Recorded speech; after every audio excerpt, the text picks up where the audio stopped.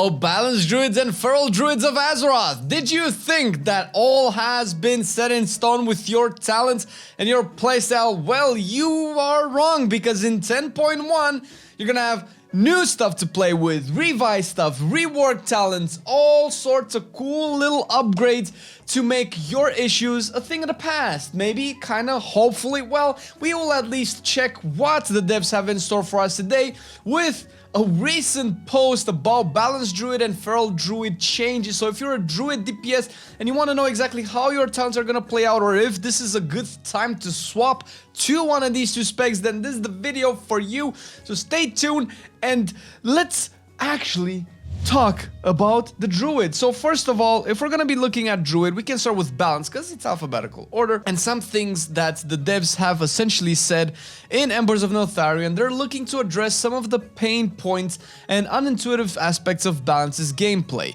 The 10.0 set armor bonus is also rotating out, and we're keeping an eye on how the spec plays without it.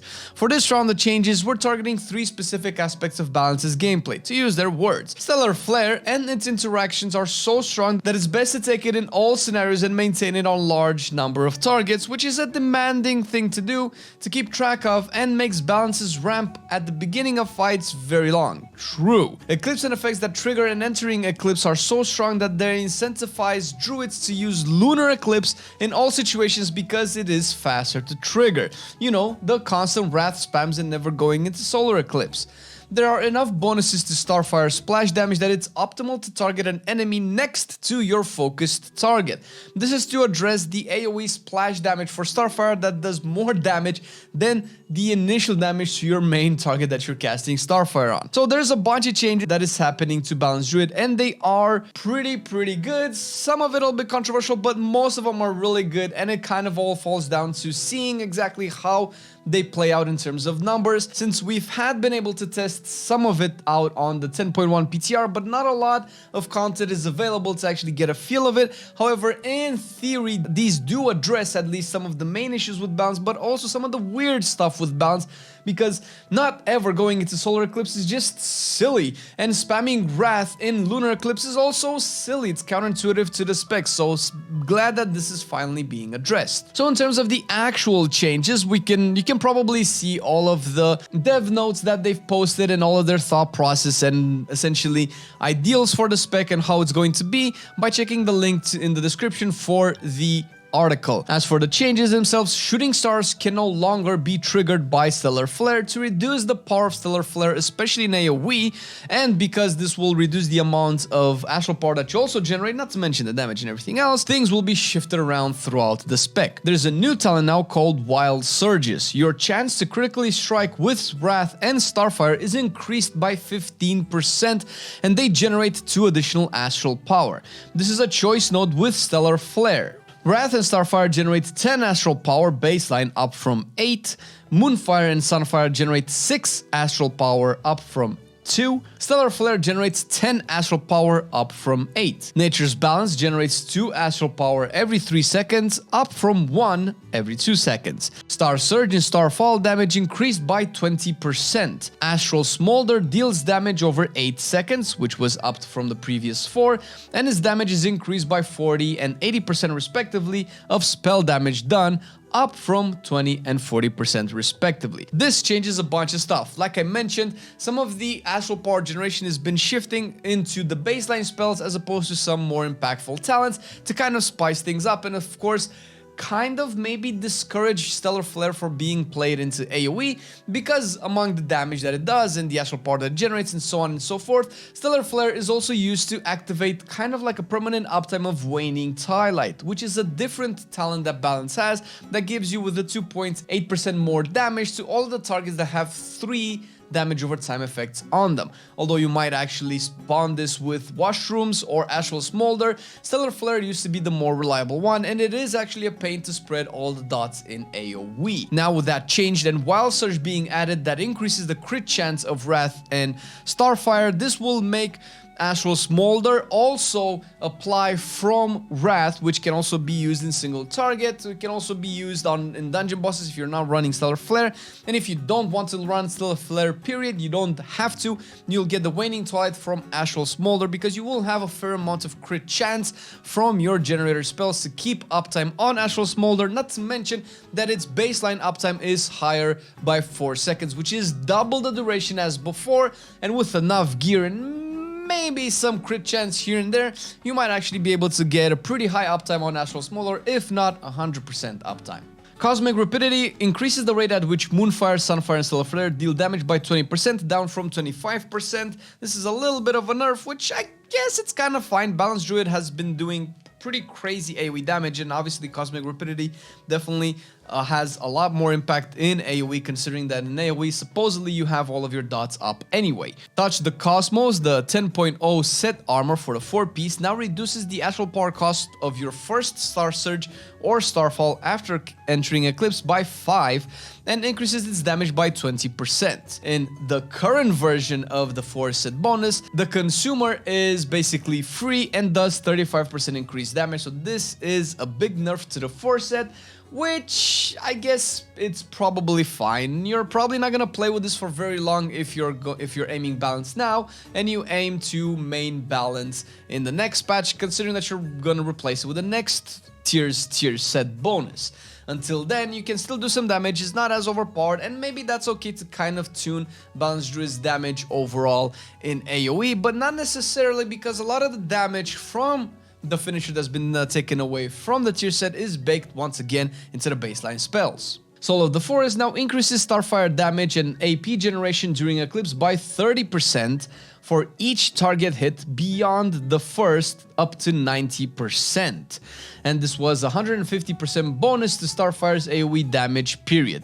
This should kind of level up the playing field when it comes to damage to your primary target and damage to your secondary targets, which sure, fine. I guess it's a little bit weird to think of a situation where you want to Starfire a low HP target just so that the high HP target gets hit by the splash damage, which was higher.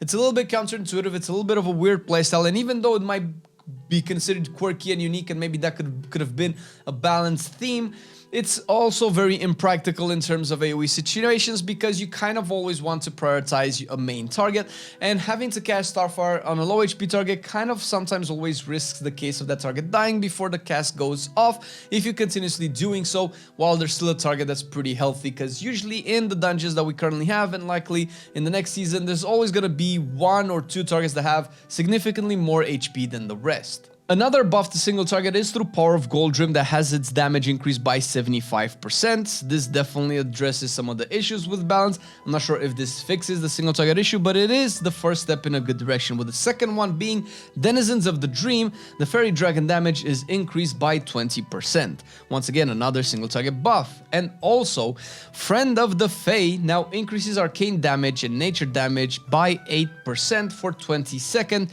where previously it was 4% for 30 seconds. Now, maybe this is not that bad. I've particularly played some balance killing some rares, and this is just rares, in the new Zerlek Cavern, and I've had about 3 Fairy Dragons up at one time. So uptime on this doesn't seem to be a particular issue, considering that you can definitely spawn a bunch of Fairy Dragons, not to mention that overall the cost of your finishers will be reduced, so you'll be able to cast more Surges and or Starfalls. Elun's Guidance now reduces the cost of Star Surge by 8 and Starfall by 10 during Incarnation Chosen of Elun, and this was buffed from the previous cost reduction of 5 for Star Surge and 8 for Starfall. Radiant Moonlight also increases Fury of Elun's damage by 50% and now reduces its cooldown by 20 seconds, which was 15 seconds. This is again a decent buff to Fury of Elun, considering that this capstones was almost never picked, not to mention Friend of the Fae, since pretty much balanced builds always relies around not picking any of the capstones, so seeing buffs to them is very reassuring. Whether or not they are enough remains to be seen once we have some sims, and if they are not, maybe we can see some more numbers pumped into them. And lastly, Radiant Moonlight increased the damage dealt by New Moon, Half Moon, and Full Moon by 25% as well, to kind of fully round it out, We've had some full moon builds initially at the beginning of the season. I don't know if they're still being played now that we have the force and all this gear, but seeing more power bumped into new moon is really cool because new moon is a fun spell to use. It's a big moon crashing onto your opponents. What's not to love? So all in all, the issues that are being addressed with balance are very fair. It's good to see some single target damage changes. It's really nice to see a little bit of a more shift from the turbo incredible AoE to like almost worst single target in the game to kind of tune it down, although it's not very clear that the AoE has been nerfed, and if it has, it's probably not going to be by too much, judging by these numbers so far that we were able to notice, unless we do some plus 20s on the 10.1 PTR and we notice a significant difference. Moving to Feral, basically the main issue with Feral that the devs kind of noticed is with Berserk. And to use their words, before Embers of Neltharion, the new patch, Berserk worked by restoring combo points after finishers and making Rake and Shred deal damage as if you were stealth. This seems simple enough, and it accomplishes the goal of accelerating the rate you can cast finishers and deal damage. But under the surface, it requires a bit of cross-referencing other talents, like pouncing strikes, to figure out what it's doing, and an advanced degree in feral science to determine the best abilities to use in different situations. The value of generating exactly 3 combo points with each builder can make it optimal to ignore abilities like Rake and Thrash entirely, which is unintuitive and makes the Berserk rotation pretty repetitive. This is definitely something that I've noticed after playing a bunch of Feral on live. It seems like ideally during Berserk I really, or Incarnation rather, I really want to only go up to 4 combo points at the most and use a finisher.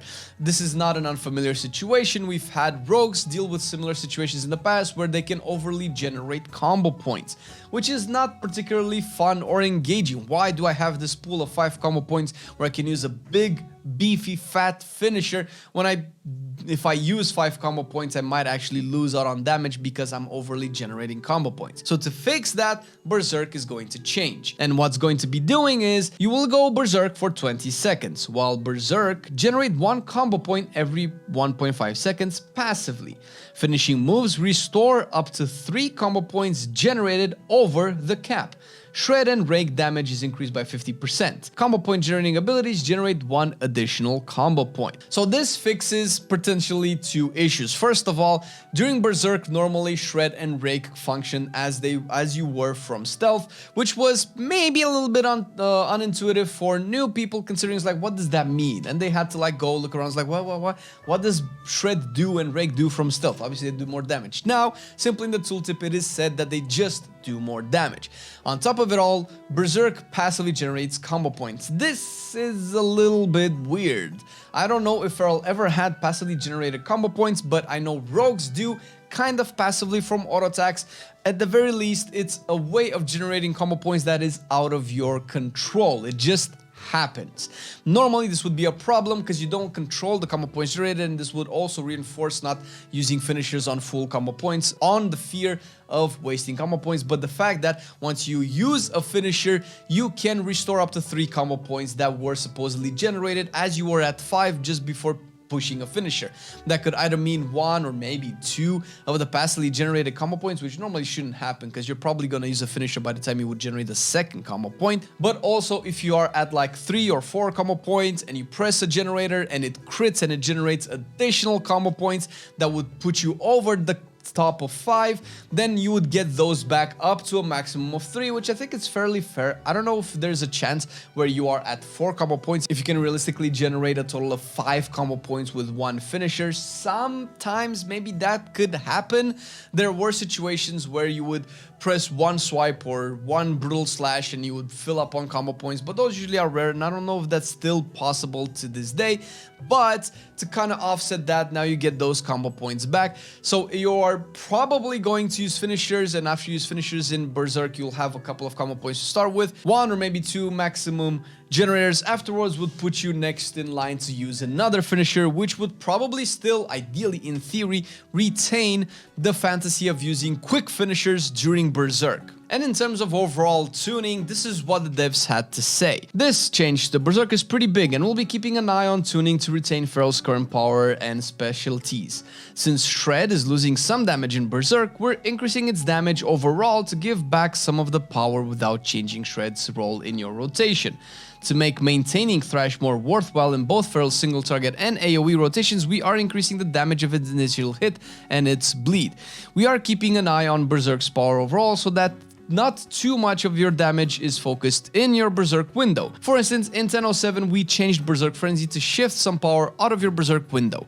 In Embers of Neltharion we are reducing the effect of Relentless Predator as it provided more energy than we liked within Berserk specifically. And another change is to Thrashing Claws. One of the things we're always looking for opportunities to do is give players tools to play less complicated versions of classes they love. With 3 dots to maintain, Feral can be an intimidating class. The new Thrashing Claws talent causes your normal single target and multi-target attacks to also apply the bleed from Thrash, meaning you don't have to press Thrash at all.